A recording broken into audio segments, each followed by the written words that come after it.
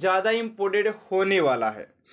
तो चलिए स्टूडेंट, आज की इस क्लास को स्टार्ट करते हैं आप सभी के पहले प्रश्न के साथ कि आप सभी का पहला प्रश्न क्या दिया गया, और आप लोग साथ में आप सभी कमेंट बॉक्स में आंसर डालते रहिएगा कि सर इस क्वेश्चन का आंसर ये हो जाएगा।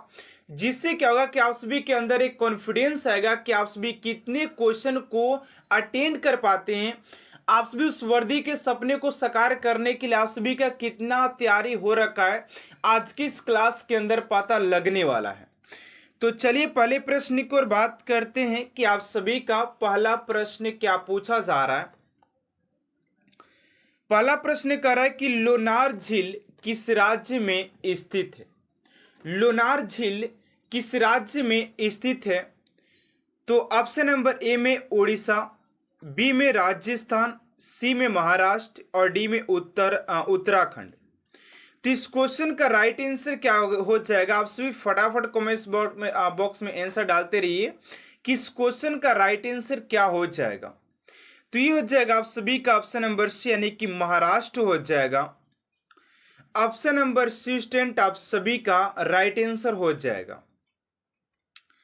चलिए अगले प्रश्न की ओर बात करते हैं। आप सभी का दूसरा नंबर प्रश्न है कि घंटा मर्दाला कहाँ का लोक नृत्य है।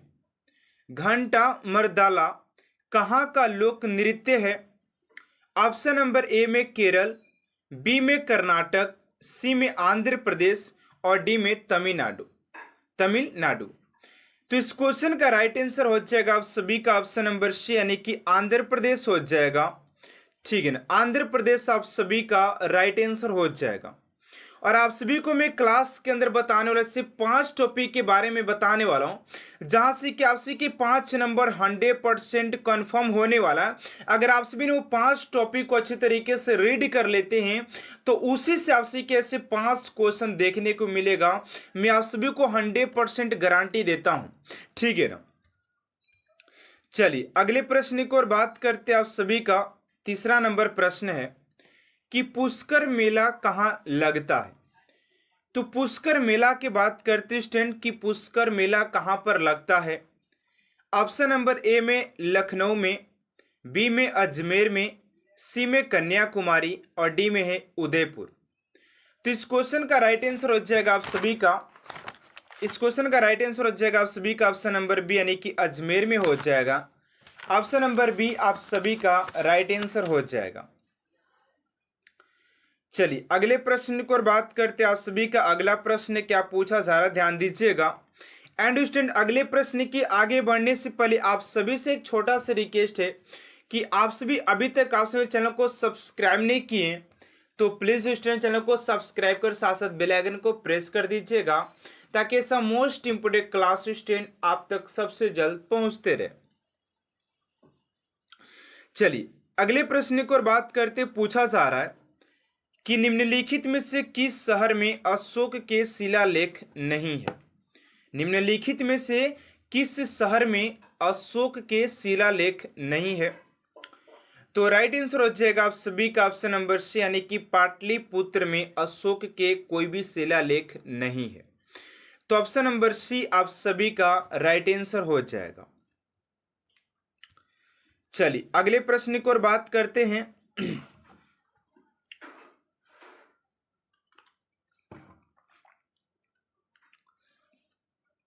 अगला प्रश्न है 5 नंबर कि गुप्त काल के सर्वाधिक लोकप्रिय देवता कौन थे।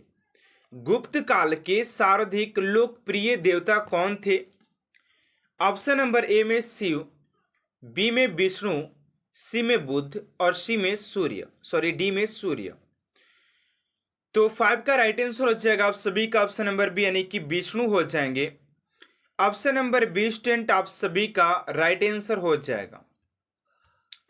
चलिए अगले प्रश्न की ओर बात करते हैं। आप सभी का 6 नंबर प्रश्न है कि वर्तमान में भारतीय संविधान में कुल कितनी अनुसूचियां हैं।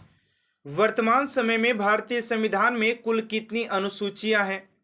8, 10, 12 या 14? तो 6 का राइट आंसर हो जाएगा आप सभी का ऑप्शन नंबर सी, यानी कि 12 हो जाएगा। ऑप्शन नंबर सी आप सभी का राइट आंसर हो जाएगा। चलिए अगले प्रश्न की ओर बात करते हैं, और आप लोग फटाफट क्लास को लाइक करते रहिएगा, ठीक है ना। और आप सभी को क्लास अच्छा लग रहा है तो आप लोग अपने दोस्तों के पास भी इस क्लास को शेयर करिएगा, ताकि वो सभी भी अपने एग्जाम का प्रिपरेशन अच्छे तरीके से कर पाए, ठीक है ना। चलिए अगले प्रश्न की ओर बात करते हैं। आप सभी का 7 नंबर प्रश्न यहाँ पर पूछा जा रहा है कि वर्तमान में भारतीय संविधान में धाराओं की कुल संख्या कितनी है। वर्तमान में भारतीय संविधान में धाराओं की कुल संख्या कितनी है। तो 7 का हो जाएगा आप सभी का ऑप्शन नंबर बी, यानी कि 395। 395 आप सभी का राइट आंसर हो जाएगा। 50 हो जाएगा। चलिए अगले प्रश्न की ओर बात करते हैं। आप सभी का 8 नंबर प्रश्न यहाँ पर पूछा जा रहा है, ध्यान दीजिएगा। करें कि सर्वप्रथम किसने 1857 के विद्रोह के तुरंत बाद इसे एक राष्ट्रीय विद्रोह की संज्ञा दिया। सर्वप्रथम किसने 1857 की जो विद्रोह हुआ था तुरंत बाद इसे एक राष्ट्रीय विद्रोह की संज्ञा दिया। तो आप सभी का 8 का हो जाएगा ऑप्शन नंबर ए, यानी कि बेंजामिन डिज़रायली हो जाएगा। ऑप्शन नंबर ए आप सभी का राइट आंसर हो जाएगा। चलिए अगले प्रश्न की ओर बात करते हैं। आप सभी का 9 नंबर प्रश्न है कि जलियांवाला बाग में गोली चलाने का आदेश दिया था। जलियांवाला बाग में गोली चलाने का आदेश दिया था, यानी कैसे कौन व्यक्ति था जिसने जलियांवाला बाग में जो गोली चलाने का आदेश दिया था, कौन था। तो आप सभी के RH डायर हो जाएगा। ऑप्शन नंबर सी आप सभी का राइट आंसर हो जाएगा। चलिए अगले प्रश्न की ओर बात करते हैं। आप सभी का 10 नंबर प्रश्न यहाँ पर पूछा जा रहा है कि 27 दिसंबर 1911 में पहली बार जन गण मन कहीं पर गाया गया था, यानी कहाँ पर गाया गया था। पहली बार जन गण मन कहाँ पर गाया गया था। तो ये कोलकाता में गाया गया था। ऑप्शन नंबर सी आप सभी का राइट आंसर हो जाएगा, कोलकाता। चलिए अगले प्रश्न की ओर बात करते हैं। आप सभी का 11 नंबर प्रश्न है कि खिलाफत आंदोलन का आरंभ किया था। खिलाफत आंदोलन का आरंभ किया था, किसने किया था। तो फटाफट आंसर आप सभी कमेंट बॉक्स में दीजिएगा कि इस क्वेश्चन का राइट आंसर आप सभी का क्या हो जाएगा। तो 11 का राइट आंसर हो जाएगा आप सभी का ऑप्शन नंबर डी, यानी कि अली बंधुओं ने किया था। ऑप्शन नंबर डी आप सभी का राइट आंसर हो जाएगा। चलिए अगले प्रश्न की ओर बात करते हैं। आप सभी का 12 नंबर प्रश्न है कि विलियम्स वह निम्नलिखित में किस खेल के लिए जानी जाती हैं। तो ऑप्शन नंबर ए में बैडमिंटन, सी में टेबल टेनिस, बी में टेबल टेनिस, सी में है टेनिस और डी में फुटबॉल। तो 12 का राइट आंसर हो जाएगा आप सभी का टेनिस से संबंधित हो जाएंगी। ऑप्शन नंबर सी आप सभी का राइट आंसर हो जाएगा। चलिए अगले प्रश्न की ओर बात करते हैं। 13 नंबर प्रश्न है कि चुकर किस खेल से संबंधित है। चुकर जो कि शब्द वाली है, ठीक है ना, जो शब्द बोले जाते हैं वो है। तो कह रहे कि चुकर किस खेल से संबंधित है। तो 13 का अच्छा आप सभी का ऑप्शन नंबर सी, यानी कि पोलो से संबंधित हो जाता है। पोलो ऑप्शन नंबर सी आप सभी का राइट आंसर हो जाएगा।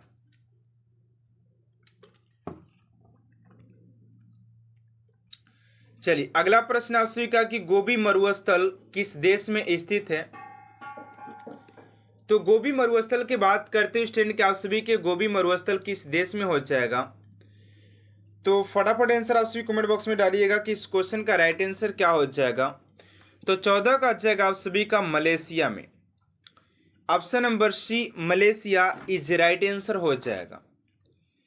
चलिए अगले प्रश्न की ओर बात करते हैं। आप सभी का 15 नंबर प्रश्न है कि नदी जो समुद्र में मिलने से पूर्व एक विस्तृत मरुस्थल से गुजरती है वह है। तो 15 का राइट आंसर हो जाएगा आप सभी का कोलोरेडो हो जाएगा।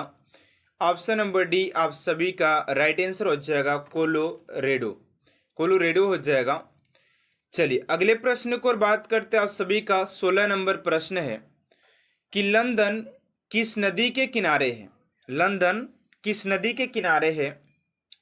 तो 16 का हो जाएगा ऑप्शन नंबर बी यानी कि थेम्स नदी। ऑप्शन नंबर बी आप सभी का राइट आंसर हो जाएगा, थेम्स नदी के किनारे हो जाएगा। चलिए अगले प्रश्न की ओर बात करते हैं 17 नंबर की। वेल्थ ऑफ नेशन पुस्तक के लेखक कौन है? वेल्थ ऑफ नेशन पुस्तक के लेखक कौन है? तो 17 का हो जाएगा आप सभी का ऑप्शन नंबर ए यानी कि एडम स्मिथ हो जाएंगे। एडम स्मिथ आप सभी का राइट आंसर हो जाएगा क्वेश्चन नंबर 17 का। चलिए अगले प्रश्न की ओर बात करते हैं 18 नंबर की। कनाडा का राष्ट्रीय खेल कौन सा है? तो कनाडा के राष्ट्रीय खेल की बात करते हैं स्टूडेंट की कनाडा का राष्ट्रीय खेल क्या हो जाएगा? तो इस क्वेश्चन का राइट आंसर हो जाएगा आप सभी का ice hockey. Ice hockey option number A आप सभी का राइट आंसर हो जाएगा क्वेश्चन नंबर 18 का। चलिए अगले प्रश्न की ओर बात करते 19 नंबर की। ग्रीन पार्क स्टेडियम कहाँ पर स्थित है? तो ग्रीन पार्क स्टेडियम की बात करते हैं स्टूडेंट तो 19 का हो जाएगा आप सभी का ऑप्शन नंबर बी यानी कि कानपुर में हो जाएगा। ऑप्शन नंबर बी आप सभी का राइट आंसर हो जाएगा। चलिए अगले प्रश्न की ओर बात करते हैं आप सभी का 20 नंबर प्रश्न है कि विश्व के सर्वोच्च पर्वत शिखर माउंट एवरेस्ट पर चढ़ने वाली प्रथम भारतीय महिला पर्वतारोही कौन है? ये भी क्वेश्चन बहुत चर्चित है एंड आप सभी के एग्जाम में पूछे जाते हैं। तो राइट आंसर हो जाएगा आप सभी का Bachendri Pal. Option number A आप सभी का राइट आंसर हो जाएगा बछेंद्री पाल।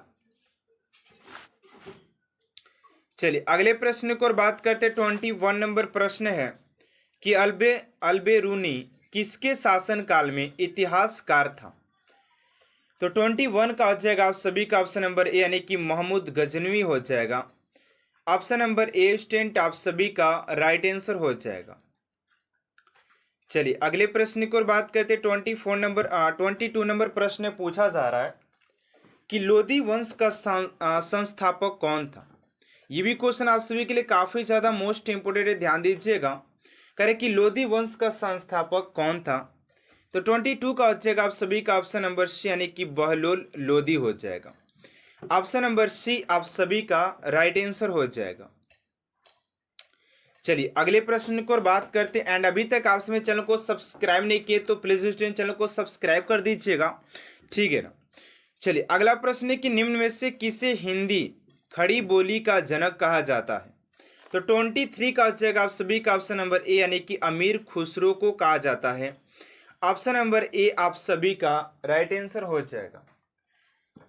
चलिए अगले प्रश्न की ओर बात करते हैं 24 नंबर है और अभी मैं आप सभी के वो 5 टॉपिक ऊपर डिस्कस करने वाला हूं कि आखिर ये 5 टॉपिक ऐसा कौन सा है जिससे कि आप सभी के एग्जाम में 100% लिखित है कि यहाँ से 5 क्वेश्चन आप सभी के इस टॉपिक से पूछेगा ही पूछेगा। और जिसने 5 टॉपिक को नहीं समझाना तो भाई यार मैं गारंटी देता हूँ कि आप सभी के 5 नंबर छूट जाएंगे। अगर आप लोग अच्छे तरीके से 5 नंबर पर स्कोर करना चाहते तो आप लोग इस 5 टॉपिक को जानकर कीजिएगा कि ऐसा 5 टॉपिक कौन सा है जिससे कि 5 नंबर का क्वेश्चन जरूर से जरूर पूछेगा। 24 नंबर है कि शिवाजी मुगलों की कैद से भागने के समय कौन से नगर में कैद थे? 24 का ऑप्शन नंबर बी यानी कि आगरा। अगला है कि भारत में ईस्ट इंडिया कंपनी का पहला गवर्नर जनरल कौन था? भारत में ईस्ट इंडिया कंपनी का पहला गवर्नर जनरल कौन था? 25 का हो जाएगा वैरेन हेस्टिंग्स हो जाएगा, ऑप्शन नंबर सी। चलिए अगले प्रश्न की ओर बात करते हैं आप सभी का 26 नंबर प्रश्न यहाँ पर पूछा जा रहा है कि पृथ्वीराज विजय का लेखक कौन था? तो 26 का हो जाएगा ऑप्शन नंबर सी यानी कि जय नक हो जाएगा। चलिए अगला प्रश्न 27 नंबर की 1922 में निम्नलिखित में से किसके द्वारा उद्गार व्यक्त किया गया कि भारतीय संविधान भारतीयों के इच्छानुसार होगा?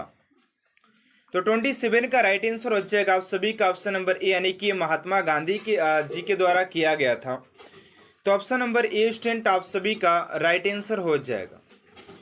चलिए अगले प्रश्न की ओर बात करते 28 नंबर प्रश्न यहाँ पर पूछा जा रहा है कि संविधान सभा के विचार का औपचारिक रूप से प्रतिपादन किसके द्वारा किया गया था?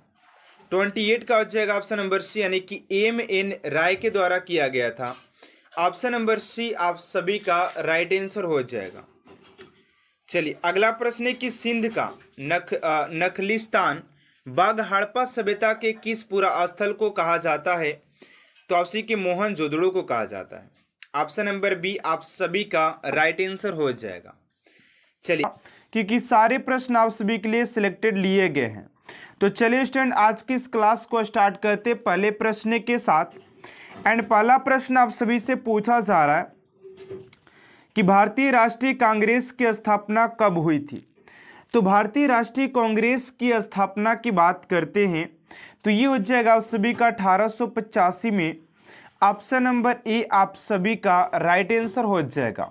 स्टूडेंट अगर आप सभी को हर एक प्रश्न का अगर आंसर पता होगा तो आप सभी कमेंट बॉक्स में जरूर बताइएगा कि ऑप्शन नंबर ए का ऑप्शन नंबर बी हो जाएगा। ऐसे आप लोग कमेंट बॉक्स में आंसर लिख सकते हैं, ठीक है ना।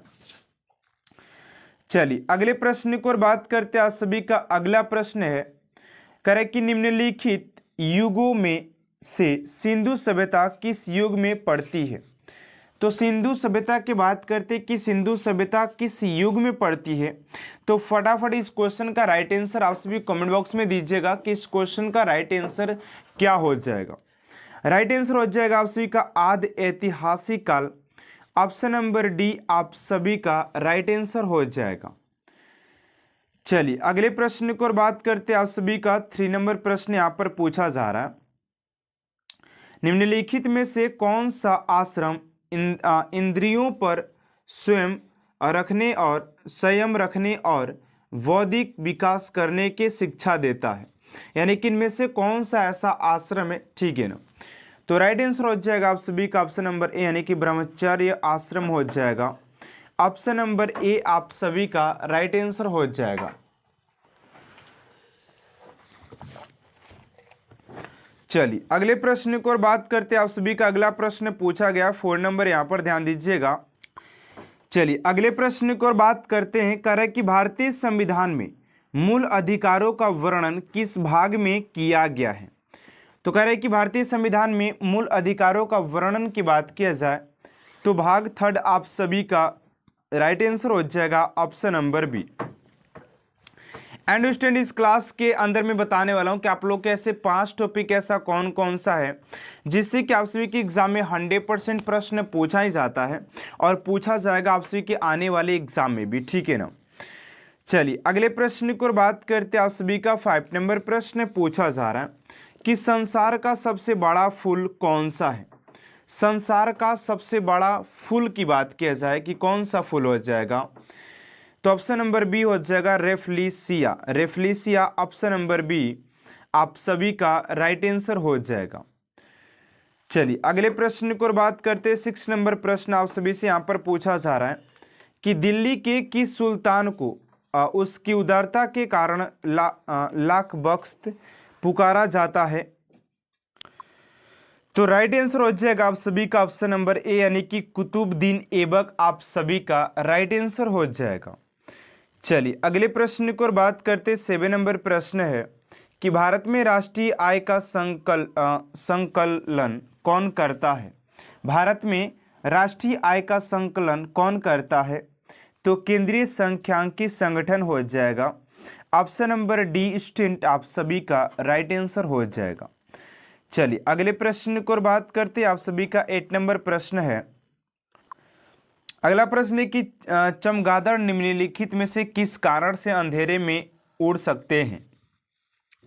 जो चमगादड़ होते हैं वो अंधेरे में भी उड़ सकते हैं। इसका कारण होता है वे परासर्व ध्वनि तरंगे उत्पन्न करते हैं। चलिए अगले प्रश्न की ओर बात करते हैं। 9 नंबर प्रश्न है कि किस देश में कुल क्षेत्रफल का सर्वाधिक प्रतिशत वनाच्छादित है? तो राइट आंसर हो जाएगा 9 का ऑप्शन नंबर डी यानी कि Suriname. Suriname option number D आप सभी का राइट आंसर हो जाएगा। चलिए अगले प्रश्न की ओर बात करते हैं। 10 नंबर प्रश्न है कि भारत के संविधान का ढांचा तैयार करने के लिए संघीय व्यवस्था की योजना किस देश से ली गई है? ये क्वेश्चन काफी इंपोर्टेंट है। ये हो जाएगा उसी का स्विट्जरलैंड से लिया गया है। ऑप्शन नंबर डी स्टूडेंट आप सभी का राइट आंसर हो जाएगा स्विट्जरलैंड। चलिए अगले प्रश्न की ओर बात करते हैं। 11 नंबर प्रश्न है कि गैस के गुब्बारे में हाइड्रोजन गैस की जगह हीलियम गैस का प्रयोग किया जाता है क्योंकि यह अधिक अस्थायी होता है ना। ऑप्शन नंबर डी हो जाएगा, ये अधिक अस्थायी होता है। चलिए अगला प्रश्न आपसे का 12 नंबर कि फलों को कृत्रिम रूप से पकाने के लिए प्रयुक्त गैस कौन सा है। फलों को कृत्रिम रूप से तो एसिटिलीन हो जाएगा।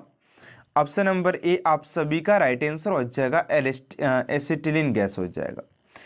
चलिए अगले प्रश्न को बात करते हैं कि 3 बीघा कॉरिडोर जोड़ता है। 3 बीघा कॉरिडोर कौन जोड़ता है? तो बांग्लादेश और भारत हो जाए, बांग्लादेश और भारत को जोड़ता है, ठीक है ना। चलिए अगला प्रश्न 14 नंबर की किस क्षेत्र से उत्कृष्ट कार्य को पुलित्जर पुरस्कार के लिए मान्यता दी जाती है? किस क्षेत्र से उत्कृष्ट कार्य को पुलित्जर पुरस्कार के लिए मान्यता दी जाती है? तो राइट आंसर हो जाएगा आप सभी का 14 का ऑप्शन नंबर बी, यानी कि साहित्य और पत्रकारिता हो जाएगा। ऑप्शन नंबर बी स्टेंट आप सभी का राइट आंसर हो जाएगा। चलिए अगले प्रश्न को बात करते 14 नंबर की चित्तौड़ में विजय स्तंभ का निर्माण किसने किया था? चित्तौड़ में विजय स्तंभ का निर्माण किसने किया था? तो 15 का हो जाएगा आप सभी का ऑप्शन नंबर सी, यानी कि राणा कुंभा ने किया था। ऑप्शन नंबर सी आप सभी का राइट आंसर हो जाएगा, राणा कुंभा। चलिए अगले प्रश्न को बात करते हैं 16 नंबर की कंप्यूटर डाटा की सबसे छोटी इकाई कौन सी है? तो कंप्यूटर डाटा की सबसे छोटी इकाई की बात करते हैं तो ये बीट हो जाएगा। बीट आप सभी का राइट आंसर हो जाएगा। चलिए अगला प्रश्न है कि भारत की तटरेखा है, तो भारत की तटरेखा की बात करें तो 7500 किलोमीटर हो जाएगा। चलिए अगला प्रश्न है कि भारत की सबसे लंबी सुरंग जवाहर टनल किस राज्य में स्थित है? तो ये आपसे की बात करें तो जम्मू कश्मीर में हो जाएगा। चलिए अगला प्रश्न है कि चंद्र ग्रहण तब होता है जब आप सभी के सूर्य और चंद्रमा के बीच पृथ्वी आ जाती है, तब आप सभी के चंद्र ग्रहण होते हैं, ठीक है। चलिए अगला प्रश्न है कि इंसुलिन की कमी के कारण होने वाला रोग कौन सा है? तो इंसुलिन की कमी के कारण होने वाले रोग की बात करें तो डायबिटीज होता है, डायबिटीज। चलिए अगला प्रश्न है कि वायुमंडल वायु में ऑक्सीजन का प्रतिशत कितना होता है? तो 21 का हो जाएगा आप सभी का ऑप्शन नंबर सी, यानी कि 21% हो जाएगा। चलिए अगला प्रश्न है कि इंडिया वीनस फ्रीडम पुरस्कार पुस्तक लेखक हो जाएंगे आप सभी के मौलाना आज़ाद हो जाएंगे। ऑप्शन नंबर बी आप सभी का राइट आंसर हो जाएगा। चलिए अगला प्रश्न 23 नंबर की भारत का सर्वाधिक प्रदूषित नगर कौन सा है? तो ये हो जाएगा अलंकेश्वर हो जाएगा। अगला प्रश्न कि श्रम दिवस किस तिथि को मनाया जाता है? तो श्रम दिवस की बात करें तो 1 मई को मनाया जाता है। 1 मई आप सभी का राइट आंसर हो जाएगा। अगला प्रश्न कि अमीर खुसरो का नाम जोड़ा जाता है, तो ये हो जाएगा आप सभी का सितार के आविष्कार के लिए। तो आज के ये लास्ट क्वेश्चन था। आप सभी को क्लास कैसा लगा कमेंट बॉक्स में जरूर बताइएगा। अगर सारे प्रश्न आप सभी के लिए काफी इंपोर्टेंट एंड एग्जाम ओरिएंटेड लिया गया, और इस क्लास के अंदर जीएस के साथ साथ जीके का भी प्रश्न लिया गया जो कि आप सभी के लिए काफी ज्यादा इंपोर्टेंट हो जाता है। तो चलिए आज की इस क्लास को स्टार्ट करते पहले प्रश्न के साथ कि आप सभी का पहला प्रश्न क्या पूछा जा रहा है। फर्स्ट प्रश्न कर रहा है कि आंख का कौन सा भाग आंख के रंग का निर्धारण करता है? आंख का कौन सा भाग आंख के रंग का निर्धारण करता है? तो आइरिस हो जाएगा, जिसे कि परितारिका भी कहा जाता है। आइरिस आप सभी का राइट आंसर हो जाएगा। चलिए अगला प्रश्न है कि ऊंचाई चढ़ने से वायुमंडलीय दाब पर क्या प्रभाव पड़ता है? यानी कि जब लोग ऊंचाई को चढ़ते हैं तो उनके वायुमंडलीय दाब पर क्या प्रभाव पड़ता है? तो वायुमंडलीय दाब घटता है। क्या करने लगता है? वायुमंडलीय जो दाब होता है दोस्तों, वो क्या होता है, धीरे धीरे इंक्रीज होने लगता है, यानी कि घटने लगता है। चलिए अगला प्रश्न है कि आंख में प्रवेश करने वाली प्रकाश की मात्रा को कौन नियंत्रित करता है? यानी कि आंख में जब प्रकाश की मात्रा प्रवेश करती है तो उसको नियंत्रित कौन करके रखता है, उसको अच्छे तरीके से नियंत्रित कौन करता है? तो पुतली यानी कि नेत्र का तारा करता है, ठीक है ना। ठीक है, नेत्र का तारा हो जाएगा। चलिए अगले प्रश्न की ओर बात करते हैं, और आप सभी इस क्लास को एकदम एंड तक देखिएगा, काफी ज्यादा इंपोर्टेंट आप सभी के लिए प्रश्न लिए गए हैं, ठीक है ना। 4 नंबर प्रश्न है कि कौन ये यंत्र ध्वनि ऊर्जा को विद्युत ऊर्जा में बदलती है? कौन सी यंत्र है जो कि ध्वनि ऊर्जा को विद्युत ऊर्जा में बदलती है? तो ये हो जाएगा आपसे कि माइक्रोफोन हो जाएगा। आविष्कार एमिली बर्निल ने किया था, बर्लिनर ने जिसका आविष्कार किया था। चलिए अगला प्रश्न है कि ये कौन यंत्र है जो रासायनिक ऊर्जा को विद्युत ऊर्जा में बदलती है? ये भी प्रश्न आप सभी को लग रहा होगा, अगर आप सभी को याद हो क्वेश्चन तो आप सभी को लग रहा होगा कि यार ये तो प्रश्न काफी ज्यादा सरल है, क्या ऐसा प्रश्न भी पूछेगा? तो जी हाँ दोस्तों, आप सभी के एग्जाम में ऐसे प्रश्न भी पूछे जा सकते हैं और पूछे भी गए हैं, ठीक है ना। तो आप लोग इस क्लास को एंड तक देखिए और ध्यान से अटेंड कीजिएगा। राइट आंसर हो जाएगा विद्युत सेल। विद्युत सेल आपसी के रासायनिक ऊर्जा को विद्युत ऊर्जा में बदल देता है, ठीक है ना। अगला प्रश्न है कि गिरगिट रंग क्यों बदलता है? तो गर्मी सहन के लिए रंग बदलता है, ठीक है ना। चलिए अगले प्रश्न को और बात करते हैं। आप सभी का 7 नंबर प्रश्न यहाँ पर पूछा जा रहा है। 7 नंबर प्रश्न कह रहा है कि गैसों के प्रसारण के 3 उदाहरण दे। गैसों के प्रसारण के 3 उदाहरण देना है, यहाँ पर आपसे पूछा गया है कि गैसों के प्रसारण के 3 उदाहरण दे। तो खाने की सुगंध, अगरबत्ती की खुशबू और इत्र की महक हो जाएगा। अगला प्रश्न है विद्युत मोटर, टेलीफोन, टेलीग्राफ और विद्युत घंटी विद्युत धारा के किस प्रभाव पर कार्य करते हैं? यानी कि सारे मिलकर के किसके प्रभाव पर कार्य करते हैं? तो चुंबकीय प्रभाव पर कार्य करते हैं। किस पर कार्य करते हैं? चुंबकीय प्रभाव आप सभी का राइट आंसर हो जाएगा। अगला प्रश्न है तेल की बूंद पानी पर क्यों फैल जाती है?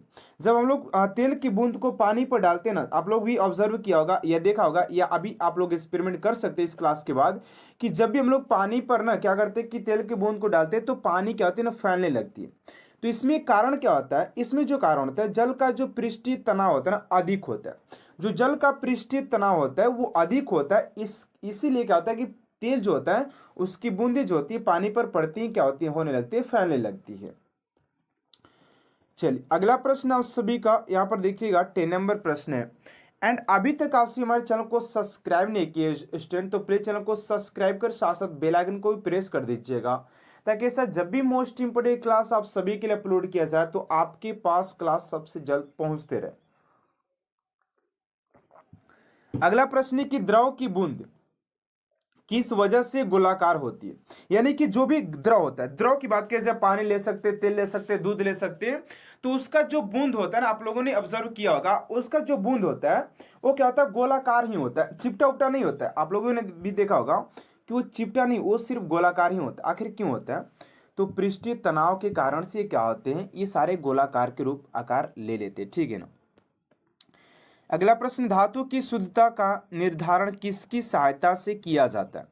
धातु की शुद्धता का निर्धारण किसकी सहायता से किया जाता है?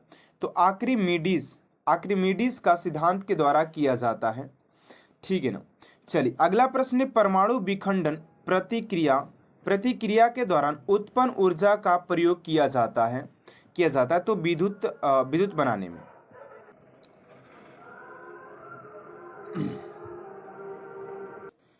चलिए अगले प्रश्न की ओर बात करते हैं कि पहाड़ों पर जल कम तापमान पर क्यों उबलता है?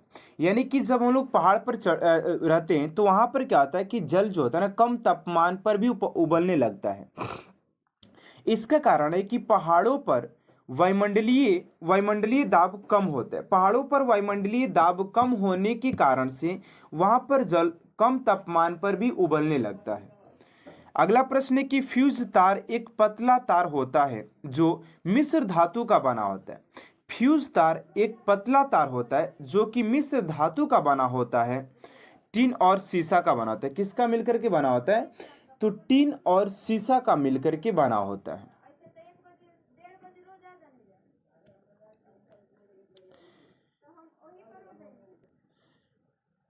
तो अगला प्रश्न है कि बादल वायुमंडल में क्यों तैरता है? जो बादल होता है वायुमंडल में क्यों तैरता है? इसके पीछे रीजन क्या है?